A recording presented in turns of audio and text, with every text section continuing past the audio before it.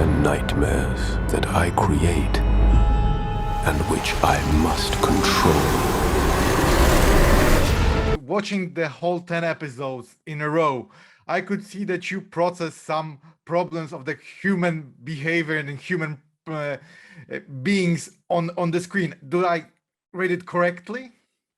Yeah, very much so. I mean, this is, for me, Sandman, on the one hand, is a fabulous, huge drama in which you are going to meet fantastic people and encounter gargoyles and monsters and everything. And on the other hand, it's about people.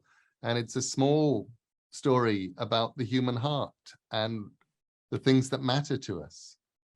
Because the whole episode about, I think it's the fifth one, about the truth and what the lack of truth can do to a person. It's brilliantly written and in this case brilliantly shown on the screen. And I'm curious, how did you guys work on it to show it so well on from the pages on the screen? That one's you. Well, we were adapting that at a time when, especially in America politically, the truth was taking quite a beating in the press, and it was something that we were all feeling very strongly about. And when we approached the character of John Dee, we wanted to sort of make him the hero of his own story and give him a mission that we could all relate to and identify with, and sort of give him a heroic point of view. And so we were all in that writer's room sort of wishing that the truth would just come out. And that's sort of how it happened. John became our avatar. What if what John wants more than anything else is for the lies to just stop? And then what happens when everybody stops lying? And as you saw, the results are mixed. Yeah, catastrophic in some cases, but liberating in others. So that's how we got there. And Neil, from all the shows that we could see right now, so American Gods, Good Omen, and right now The Sandman, from which ekranizations are you best proud of, that it gives the 100% of what you wanted from the pages on the screen? That is an awful lot like asking somebody to pick a favorite child. But I mean, for me, American Gods, while I love American Gods, it's always been somebody else's, different people's takes on what I did.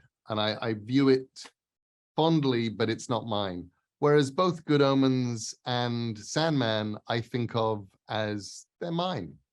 And they are me adapting and me working on things that I made a long time ago with the assistance of and buttressed by the most amazing people in the world, including Allan. So I couldn't choose between them.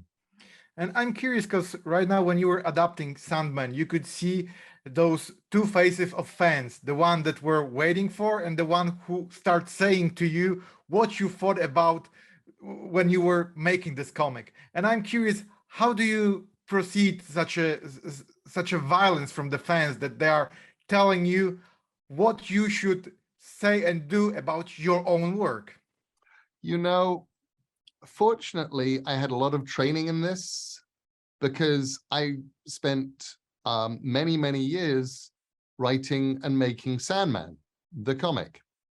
And one of the things that I knew very early on about Sandman was I was never going to give the fans what they thought they wanted.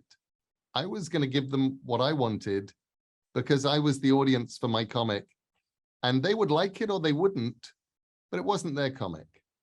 And it was definitely mine, and they were welcome to come along for the ride.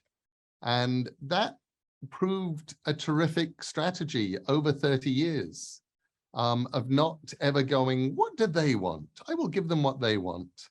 And always just going, what do I want to make? What do I want this story to be?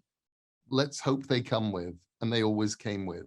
Sometimes they were a little baffled, but they always came with. And I like to think that with Sandman, the TV show, we had the same attitude, which is Allan loves Sandman. I love Sandman.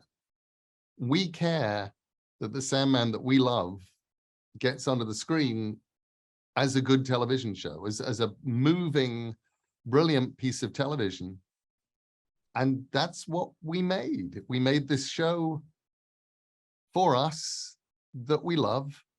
And there are fans out there right now going, we don't know if we're going to love this or not. And all we can say is, well, watch it. Maybe you will.